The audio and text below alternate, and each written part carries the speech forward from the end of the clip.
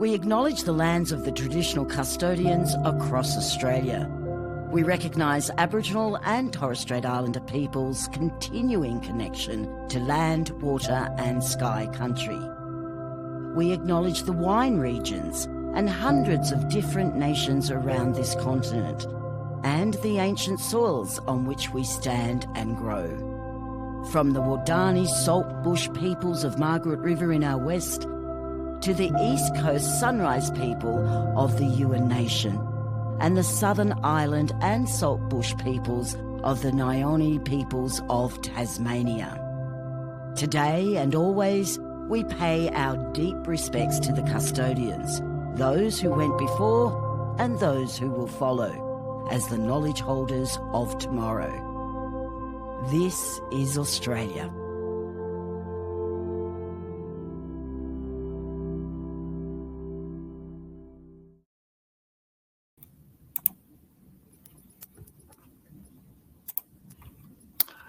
Hello and welcome to all joining us today to learn more about the opportunities for Australian wine in Japan.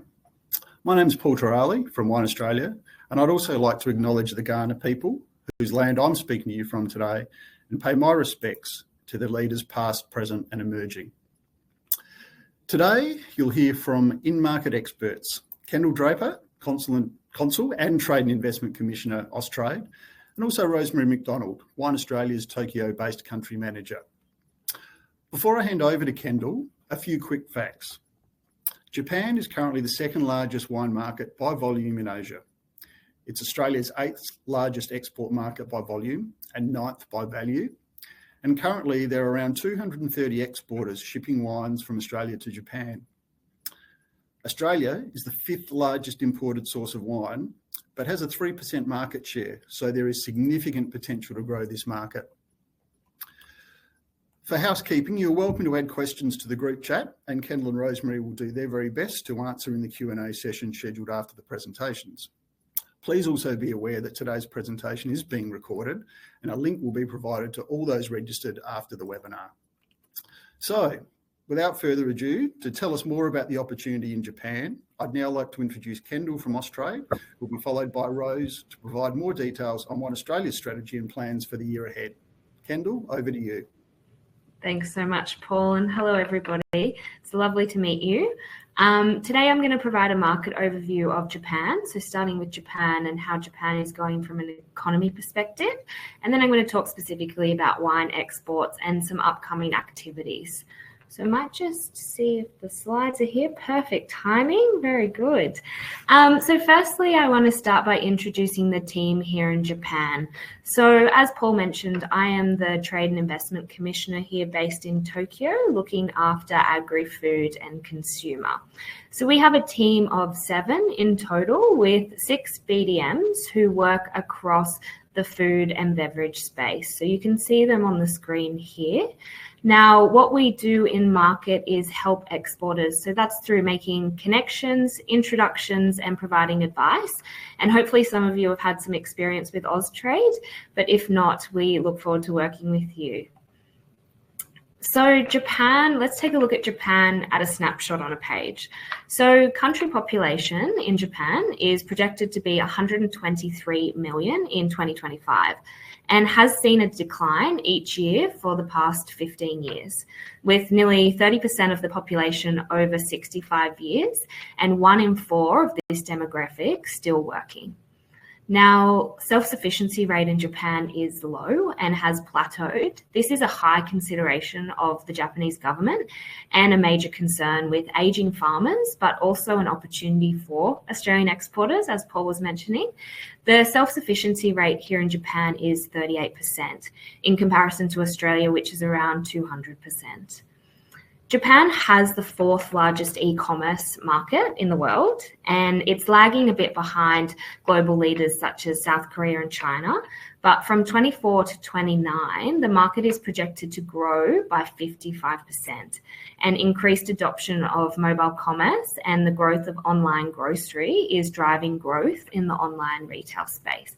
Now, finally, Japan is ranked 29th globally for ease of doing business, and I'll provide some tips for doing business in Japan shortly. Now, just touching on the Japanese economy quickly, inflation has slowed down from its peak, marked in mid-23, but has started to re-accelerate after mid-2024. So nationwide CPI inflation in February this year is above the Bank of Japan's target of 2% and currently standing at 2.9%. Now, these facts were before we saw a bit of a change in the global market, so please take that into consideration. But potential growth is recovering thanks to improvements here in Japan in productivity, private capex, but it does remain below 1% due to a shrinking labour force, which I mentioned a bit earlier. So now we're going to look at the Australian-Japan relationship. So firstly, I want to say doing business in this market is highly rewarding. Japan has been a long trading partner for Australia. It is an export-oriented economy with a heavy reliance on both China and the United States as well. Japan is the fourth and third, it depends what day you look at it, largest economy in the world by nominal GDP, which is behind the US, China, and also Germany. Now, Australia and Japan's trade has also hit some new records, and Japan is Australia's second biggest trading partner and second largest export destination. Now, a large portion of those exports do go into Japan's energy and resource industries, with Australian coal and LNG accounting for around 70% and 40% of Japan's imports, respectively. Japanese foreign direct investment into Australia has increased over the preceding year with more than 140 billion AUD, or almost 12% of all foreign direct investment into Australia in 2024. So Australia has been the second largest destination for Japanese foreign direct investment, and Japan is the third largest direct investor into Australia. So that gives you a bit of a snapshot on how important this relationship is to Australia and Japan. Now I'm going to go specifically into the agri-food space. So Japan, as I've mentioned, is a highly valued trading partner. It is Australia's third largest agriculture, fisheries and forestry export market, which is valued at $6.3 billion in 23-24. Now this included 1.9 billion worth of beef and veal, 1 billion worth of canola, and more than 500 million worth of wheat. So the Ministry of Agriculture statistics here in Japan show that Australia supplies 12% of Japan's overall food supply, which reflects our continued relationship. As I mentioned, Japan's food self-sufficiency rate has plateaued at 38%, and they rely heavily on imports, making it vulnerable to ever-increasing international market fluctuations and supply chain disruptions. Now, there's a continued focus on Australia as a production and export gateway to Asia, with Australia seen as that preferred supplier of clean, green, and safe food. Now, Japan's retail market, which I'll talk a little bit about later, is more complex than that of Australia, and that is due to larger numbers of key outlets and more segmented distribution channels. The Japanese food and beverage retail industry includes supermarkets. You would have heard of konbinis, hopefully, convenience stores, where there's about 55,000 of those in Japan, mixed retailers, and also e-commerce. So international suppliers generally need to work with importer agents and distributors to reach major retailers and food service channels. This general structure applies to both online and offline distribution channels. So the Japanese food and beverage market is highly competitive, as many of you would know, with domestic and international brands vying for shelf space. Japanese consumers have high expectations for quality, and to stand out, it's really important to focus on clear, unique selling propositions and consider your target market. So now let's have a look at wine exports to Japan. So wine exports did see a drop in volume, but a rise in value in 2023. Total import volume in 2023 was approximately 230 million litres, a 12.5% decline from 2022. Now, in 2024, total still wine import has increased slightly with 1.5% in volume and 2.5% in value. Australia was ranked number 6 with 6.4 million litres, which was a 17% increase from 2023. Now, when looking at total sparkling wine import in 2024, there was a decrease slightly of minus 0.1% in volume and minus 6.3% in value. Australia was ranked number 5 in this category, and in 2023 we were 4th. So this divergence reflects a higher average import price influenced by a shift towards premium wines, but also a weakening yen. So while Japan remains a stable and premium-focused wine market and is steady demand for imported wines, this wine has steadily been gaining popularity in Japan over decades through per capita consumption, and it remains kind of modest by global standards, which is about 3 litres per person a year. So Japanese consumers are generally drinking less alcohol in recent years due to health-conscious lifestyles and economic factors. So wine competes in a challenging environment at the moment. I think we're seeing that globally. There is also a strong demand for high-quality products amongst those who do drink. So the Japanese consumer is really highly price sensitive, like most people at the moment, particularly when it comes to wine. So value for money is often the top factor in purchase decisions, even outweighing country of origin prestige. Many consumers set a budget of roughly around 500 to 1,000 yen per bottle for everyday wine, and wine in that affordable range tends to sell best, and you'll see that on the screen shortly. So red wine is the most popular type, and approximately 50% of regular wine drinkers prefer red. So on the next slides, we break down the numbers for imported still and sparkling. Please note these are the 2023 figures, as the 2024 data has not been released. So here on this slide, we have the total sales of major 11 countries still wine in 2023. So according to the WAN's analysis, 70% are under $16.6 per bottle. So you can see higher market share in those lower price points here on the screen. This next slide here does a breakdown by countries. So you can see the top countries here with Chile, France, Italy, Spain, US, and then Australia at number 6 with 5.5 million litres and 3.7% share in imported wine here. So then we look at sparkling wine in 2023. So 60% are under that 2,000 yen per bottle, and close to 30% are more than 5,000 Japanese yen per bottle. So interestingly, the demand between the casual sparkling to premium sparkling, the demand is slightly better, and higher price sparkling was increased in 2023. But again, this is due to a weakening yen. And we do the same analysis here by countries as well. So you can see France, Spain, Italy, and then Australia.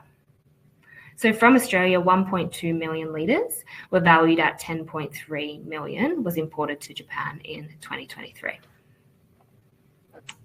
So now let's have a brief look at Australian wine sales by volume, venue, and price. So 87% of Australian wine were less than 2,000 Japanese yen, and most of the Australian wines were sold at supermarkets, which you can see on the screen here. In 2023, after COVID, on-premise sales have recovered, although still the demand for home use and drinking at home is strong.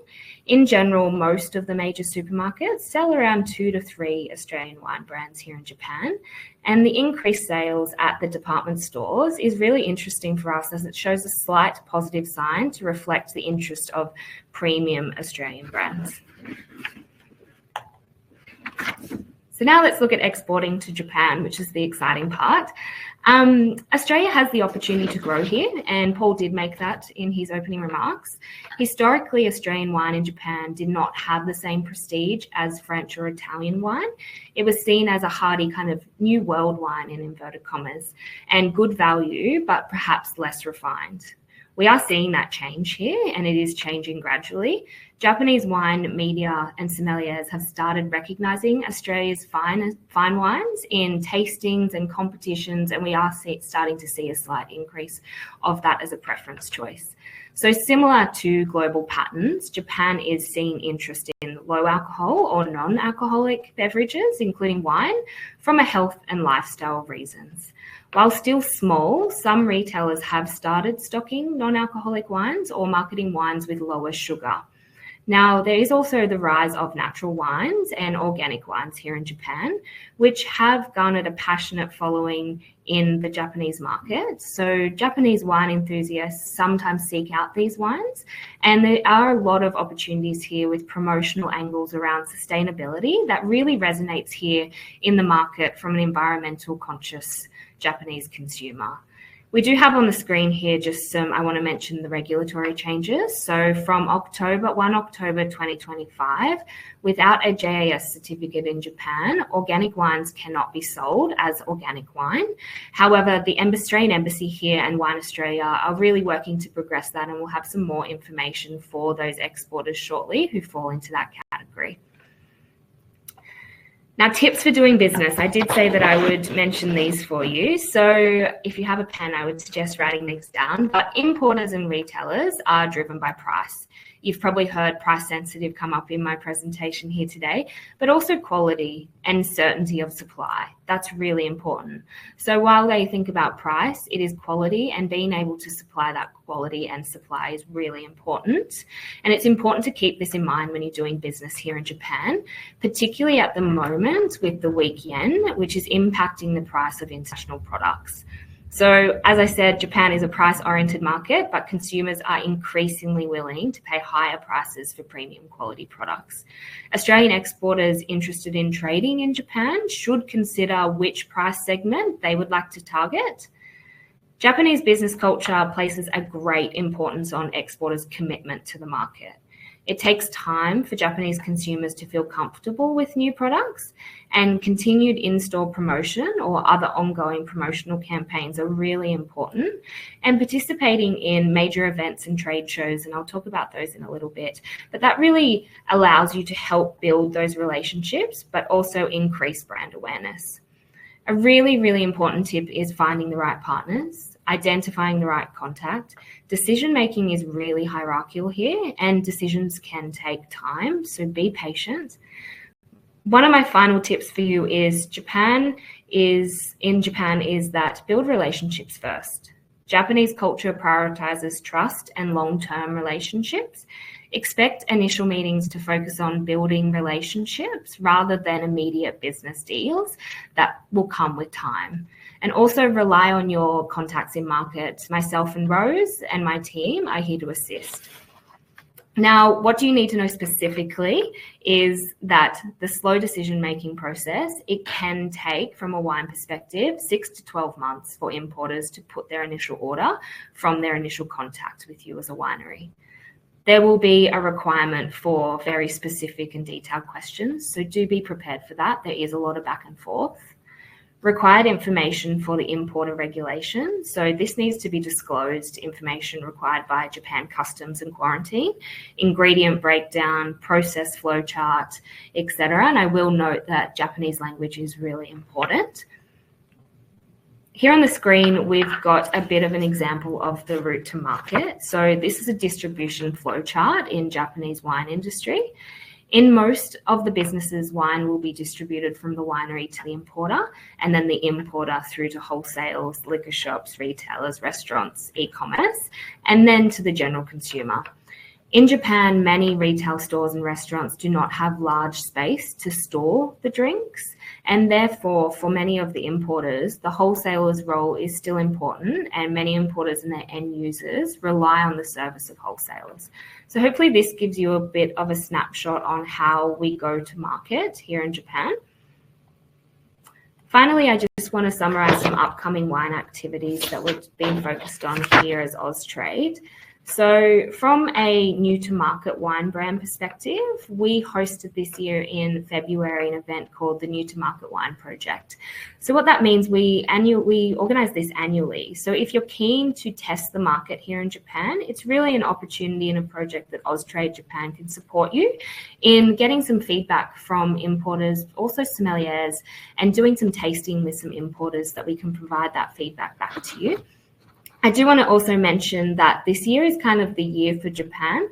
I'm sure many of you are hearing many people traveling here, but we also on Sunday just commenced the World Expo down in Osaka. So the World Expo will go for 6 months till October. Austrade, alongside with Wine Australia, are running some Australian wine masterclasses where we'll promote over 3 months, so from May, June and October, 6 to 8 wine brands have been selected by speakers, and it will be an opportunity for us to promote the quality and sustainability of Australian wines and inform the consumer of how great our products are. So if you have any questions about that, I know we've got a Q&A later, but I might pass over to Rose. Actually, while you're there, we have 2 questions that are specifically for Austrade. If you just go to this Q&A. Wow. Here we go. And a question from Tom Yang. So my company is in the process of launching our own premium quality but affordable and entry-level priced Shiraz and Cabernet Sauvignon range. Could Japan be a good opportunity for us, or would this be better for a more upmarket premium wine? Very good question, Tom. I would say it is case by case, so we could take that offline and have a conversation. I will just go back to this screen here. Who I should mention is Yoko, is our business development manager here in Austrade, Japan.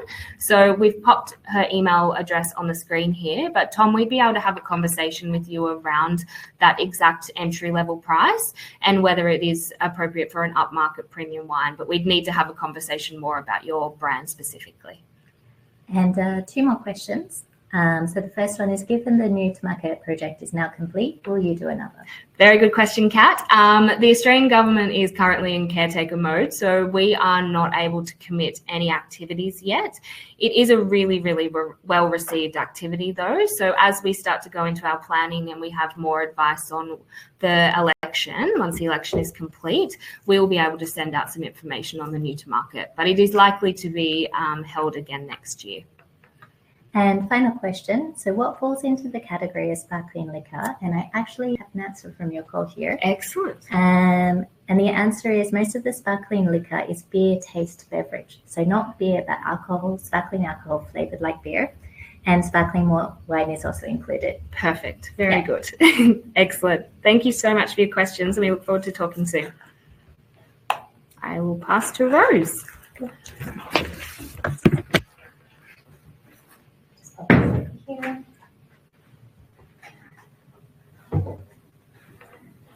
Here we go. Good morning, everyone. Hello from Tokyo. So my name is Rose. I will have met most of you on this call.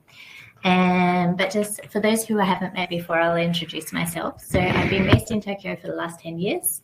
The first 3 years I spent working as a brand ambassador for an Australian wine brand. The next 5 years was working for an importer. And then I just came into Wine Australia about 2.5 years ago. So I'll spend the next 20 minutes or so going through some export data and also touching on some planned Wine Australia activities over the next 12 months. Here we go. Cool. Okay, so our ambition in Japan is same as our global objective, which is to increase the demand and premium paid for Australian wines, for us specifically in Japan. The way that we do this is through 3 key areas. So the first is to elevate the image of Australian wine. And the way that we do this is through our own digital channels, for example, our own local Instagram account and website, through PR and media tie-ups, and working with KOL sommeliers. That's across our masterclasses and also in combination with tie-ups. The second is to drive consideration through activation and trial.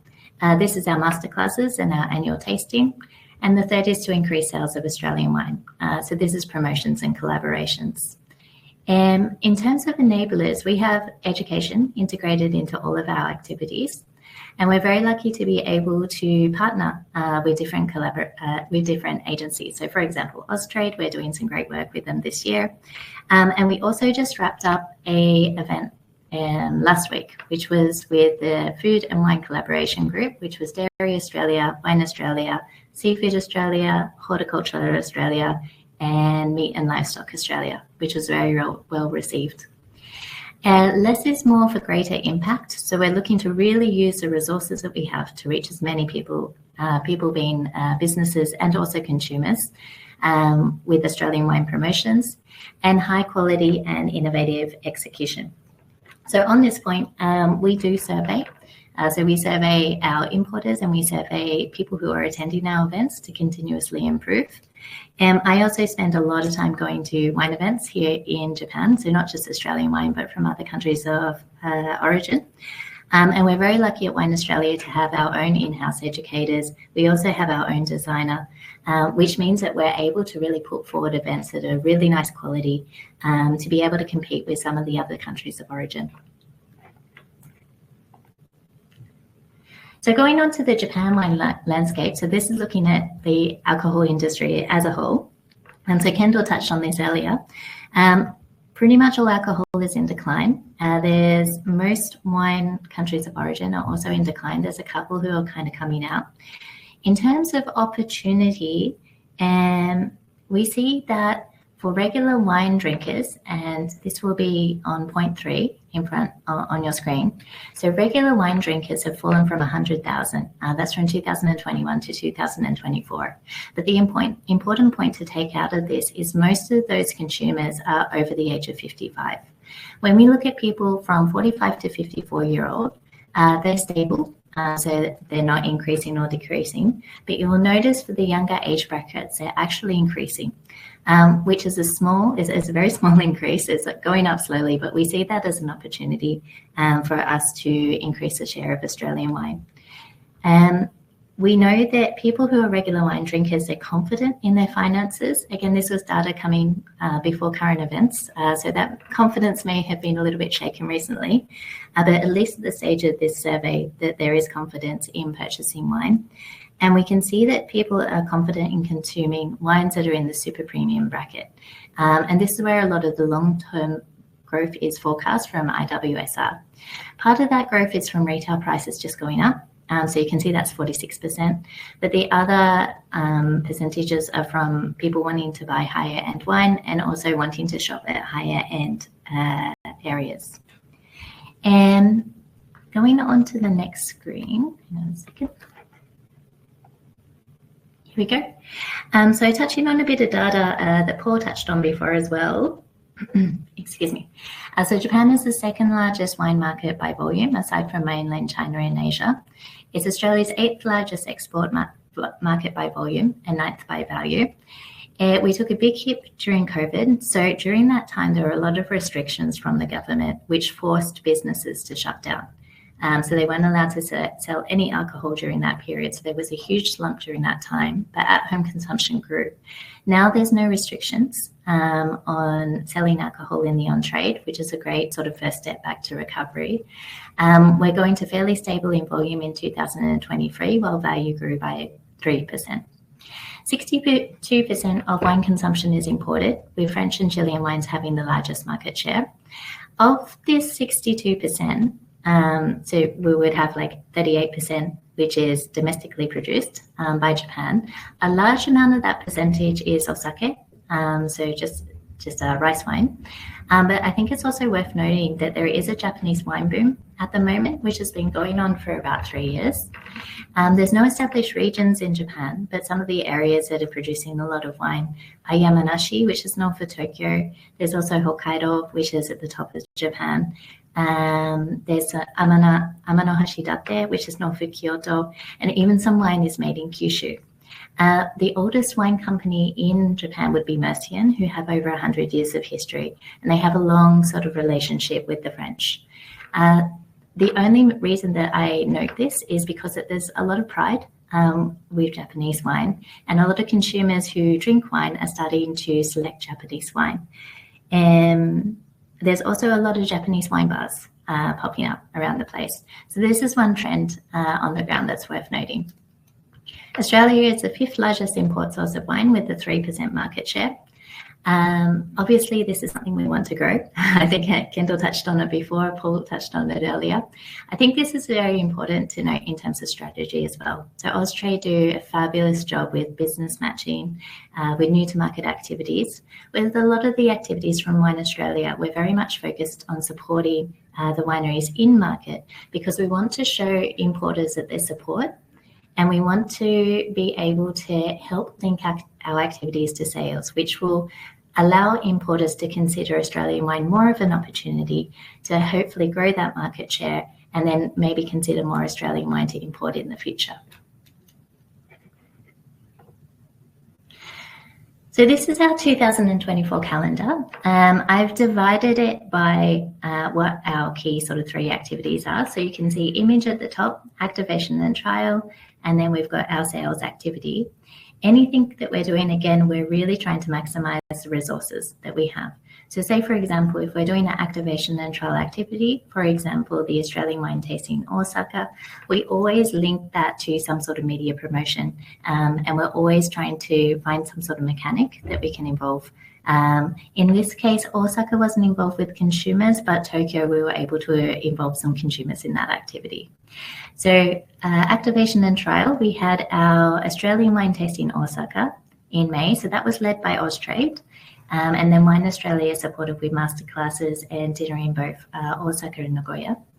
10th of September, we had the Australian Wine Tasting Tokyo, which comprised of a tasting. We had 3 masterclasses, a discover area for educational purposes, and we also had a dinner hosted in Tokyo. After the tasting, we coordinated a Discover Australian Wine campaign. So we actually did a trial of this. If you look over to the left in March, that was a 1-month sales campaign, and we had some very good results. So we expanded out this sale campaign from 1 month to 2 months, and it's targeting a restaurant and wine bar all over Japan. So it's not just limited to Tokyo. For our October and November Discover Australian Wine campaign, we had 54 venues registered to the campaign. Out of the 19 venues that submitted a report, we sold 4,411 bottles of Australian wine worth over 120,000 Australian dollars. So we're very happy to be able to have this activity to help to actually drive sales. And one of the best things about it is we've really been able to connect with, I would say, wine bars and restaurants around Australia who are advocates for Australian wine. So this is a great program, and we'll be continuing to do it moving forward. Around the time of the Discover Australian Wine campaign, we also had a consumer mechanics, because for the restaurants and bars, for them to stock Australian wine, they want to make sure that there's something that ensures their guests actually order Australian wine. So this mechanic involved people ordering a glass of wine or Australian wine. They would scan a QR code and they will go into the draw to win a bottle of Australian wine. So with this mechanic, we had about 10,000 registrations from consumers during the stage. We gave away 44 bottles of Australian wine. And we also tied up on an Instagram campaign with an account called Corsair Wine. So they had 33,000 followers in Japan. They were fabulous to work with.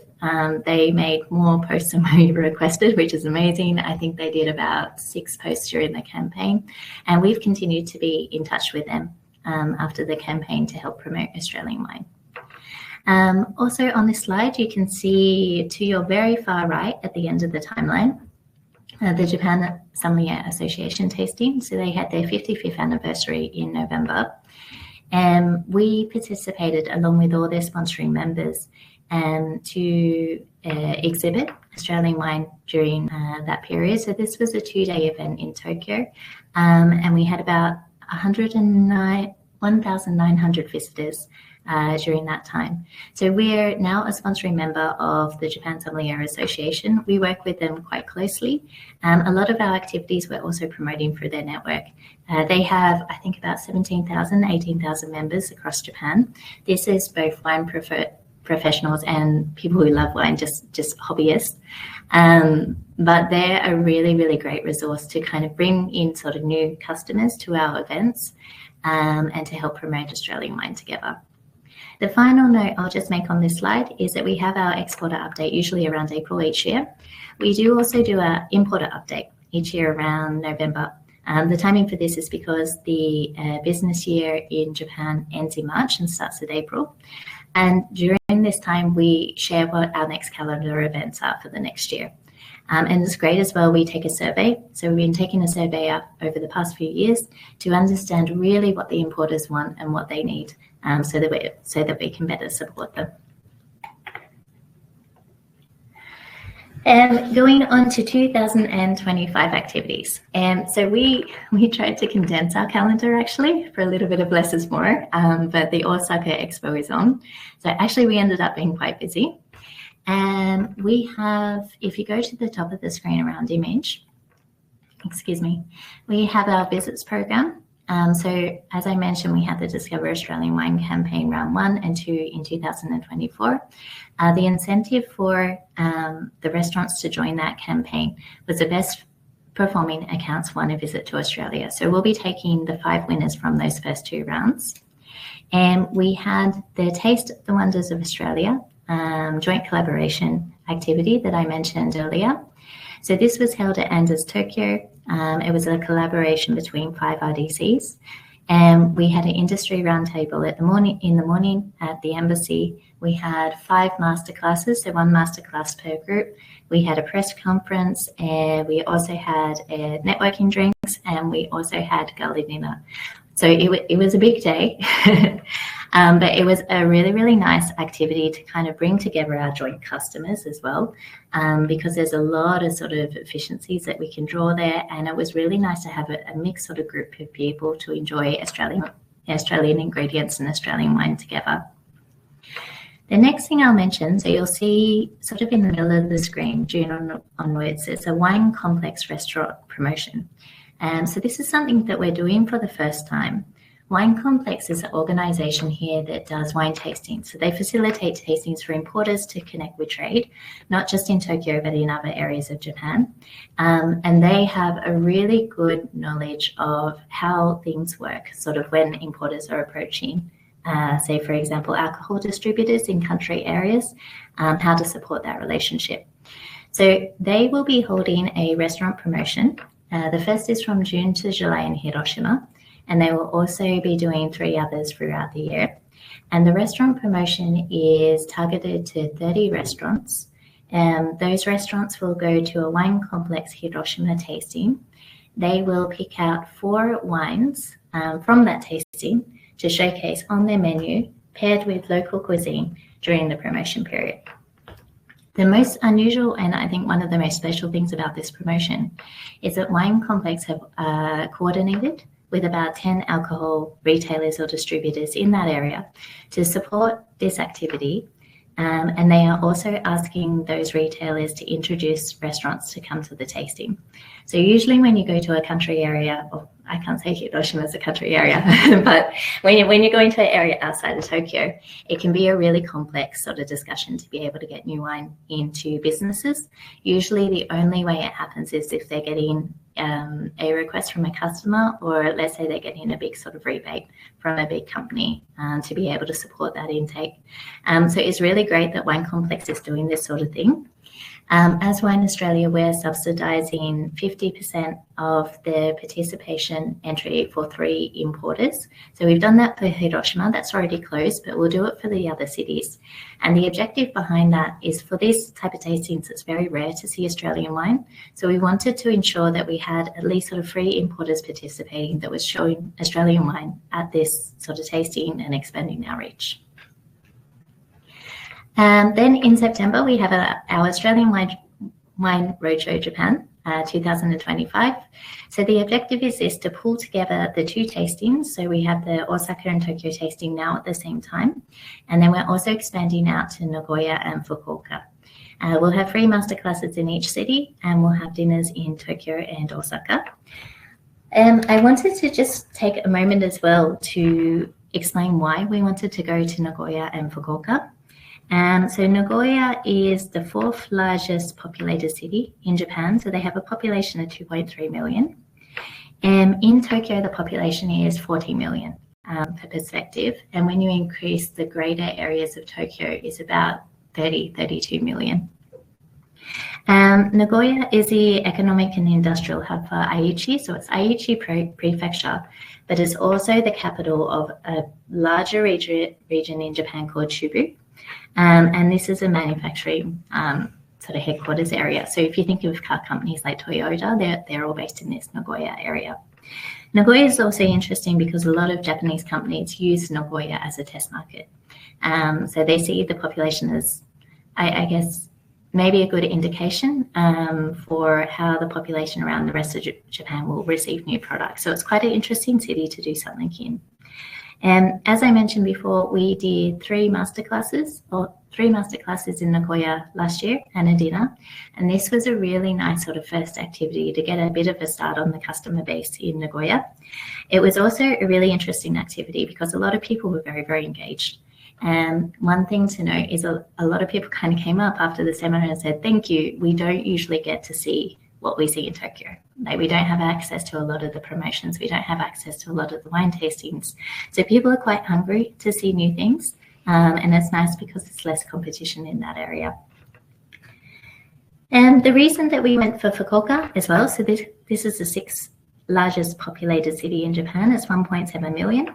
It's also the capital of Kyushu, which is known as the gateway to Asia. So if you think of where Kyushu is on a map, it's quite close to Okinawa. It's also very close to Korea, to Taiwan, also to Southeast Asia as well. There's a lot of international flights going from that airport. And as a consequence as well, it's quite metropolitan as well, people that are coming and living and working there. I think Fukuoka was one of the first cities to offer a digital nomad visa.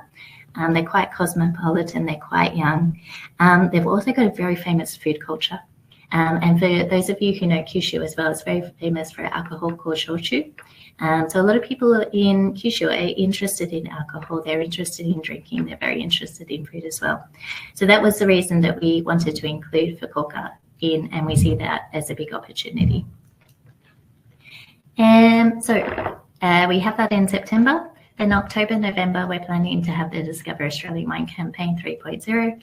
And then at the same time as we have that campaign, we'll also have a consumer activation because we want to make sure that also consumers are driving businesses to choose Australian wine. For the Osaka Expo, so Kendall touched on it earlier. So this is a fabulous opportunity to be able to showcase Australian wine, and we're very happy to be able to support it. So the first one is on 12th of May. So I believe this is 8 wines. We have 2 on the 3rd of June, so 6 wines per masterclass, and then another one on the 12th of October, which is 8 wines again. So I talked a lot about the Australian Wine Japan Roadshow. So actually the deadlines were today. We've extended it out to the 17th of April. We have 2 packages. So we have a full package and we have a custom package.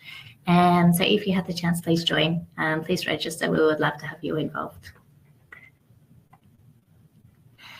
And this is just a last note slide from me.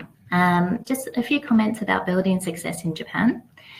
So Japan is very much a trust and a long-term relationship type of market. I think it can take a long time to build a relationship compared to other markets. But once you're in and once you have a good connection, it is a long-term sort of relationship. Often wine will be bought from you for a long time. So it is worth the investment, even though it can be a little bit challenging. It's important to visit the market when possible. I think this is very, very important because when you visit the market, it will spur your importer to create activities around your visit. So for example, maybe they take you to some of their best customers, maybe they will organize a wine dinner, they may be arranging other meetings. So it's good to kind of come to the market when possible to show that you're committed, and also to kind of spur a few activities around your brand. It's important to be responsive and keeping in touch. Detail. So for example, on tasting notes in English, we often keep things sort of top line, and we maybe use more emotive language than detailed language. For a Japanese business, they're often wanting, as much detail as you possibly can. So for example, what's the soil type? Like what's the age of the vines? Even the pH of the soil. As much sort of information that you can provide. Number one, it's the more that you build trust. And number two, it may sort of increase the perception of value behind your wine as well. So it's really important that you give all the detail, even if you don't think it will all be understood. The most important thing is that it's there. And for all activities in Japan, please ensure that you confirm support from your importer before participating. And share on what you're succeeding in Australia and other key markets. So best practice examples. So there's a word for this in Japanese. It's called jitsure. anytime that you can give a jitsure or anytime that you can give a best practice example, you're proving that you've succeeded before, and it takes away the risk. Obviously, Japan is a very risk-sensitive market. The more that you can show that you've done a great job in another place, in another market, in Australia, number one, it takes away that risk, but also you're showing what could be potentially done in the Japanese market. You're giving some ideas, you're contributing, which is a really good way to kind of start the conversation and give people more confidence to stock your wine. And then the final point I wanted to make is how to pair Australian wine with food. I see a lot of companies mentioning that their wine goes well with sushi. That's great. And it's something I would recommend you work with your importer as well, because they'll have some great input. But I think a lot of businesses here really struggle to know what is Australian food. And they would love to show examples of, how this wine goes with this Australian food or how this wine goes with this Australian food.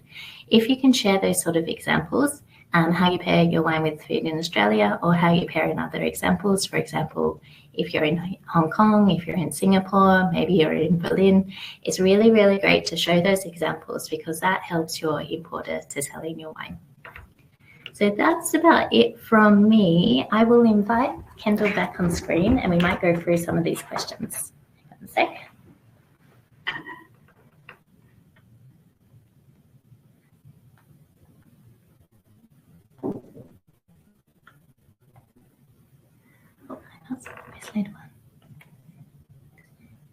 Which importers, so we've got a question from Patrick Guhuli. Which importers are being supported for the promotion? Yes, so I believe you're talking about the Wine Complex promotion. I can't say which importers, but the importers were selected by First in Best Dressed. And we will do that each session. So we'll let the importers know when we're ready to open applications, registrations, and it'll be First in Best Dressed each time.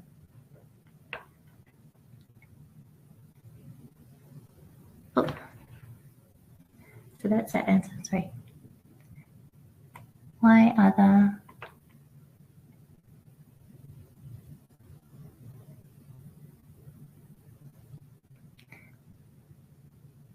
Sorry, just give me a moment here.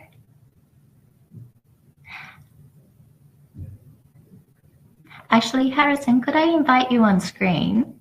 Would you mind just reading out some of these questions for us?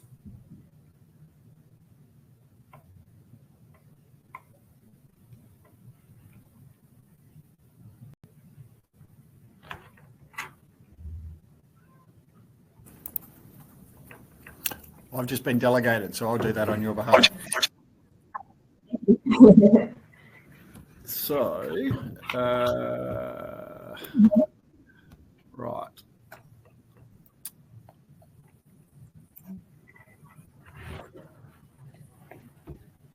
All right, so sorry, going off a couple of screens here. So next one, why other wineries were not encouraged to participate in these events? I'm not sure why the particular person.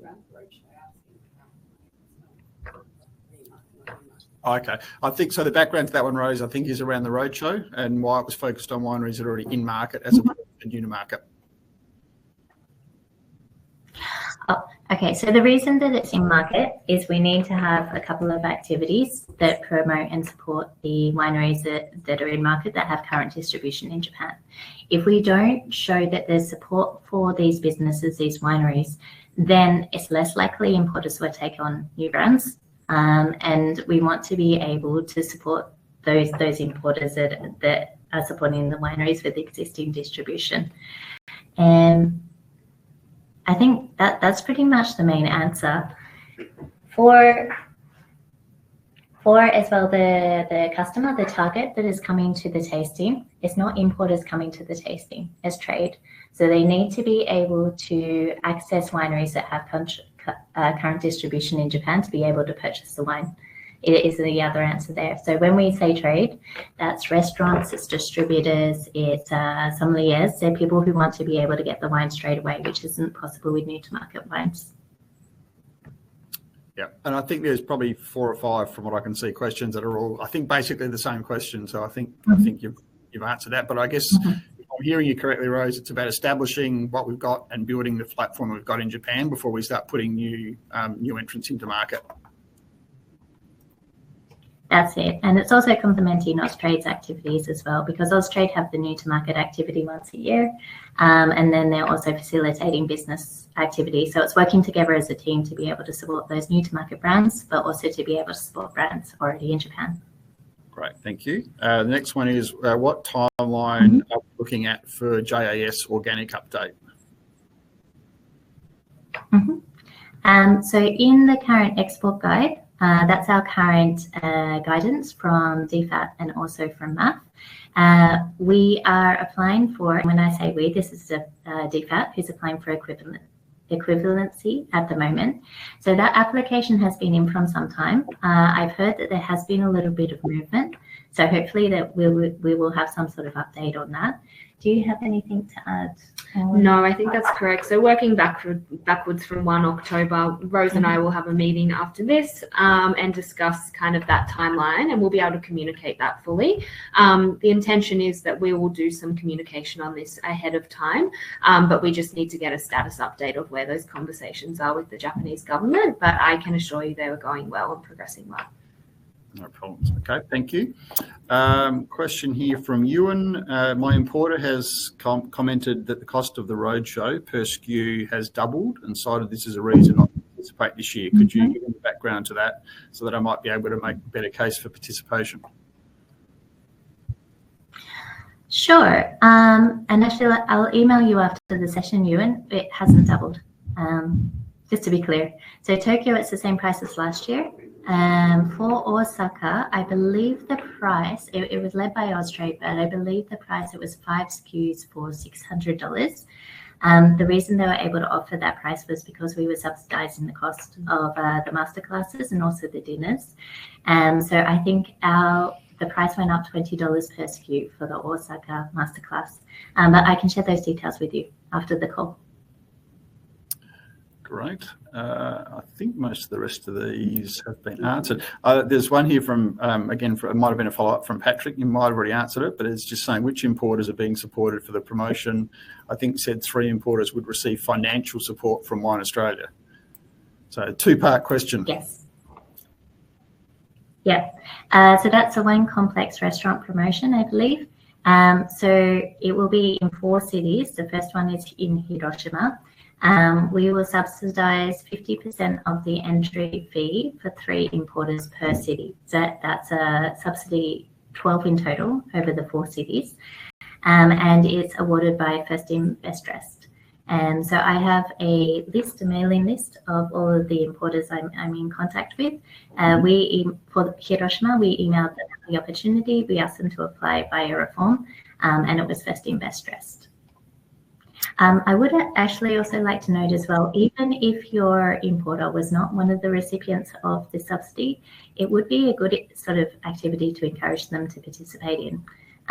Wine Complex does a very good job at what they're doing, and I think there's a lot of potential around this restaurant promotion because they have that sort of extra element where they're really working with the local retail, the local alcohol retailers or distributors. That's a unique point, and that's a very, very nice part of this promotion. Great, thanks, Rose. From what I can see, the questions that have come in on the Q&A or the chat have essentially been answered. So I don't think we've missed anything there. If we have missed anything, we can certainly look to circle back after the webinar. Okay, that sounds great. Thank you for doing the Q&A, Paul, and jumping back on. And thank you, everyone, for joining today. Thank you, everyone, for joining today and for yes, and looking forward.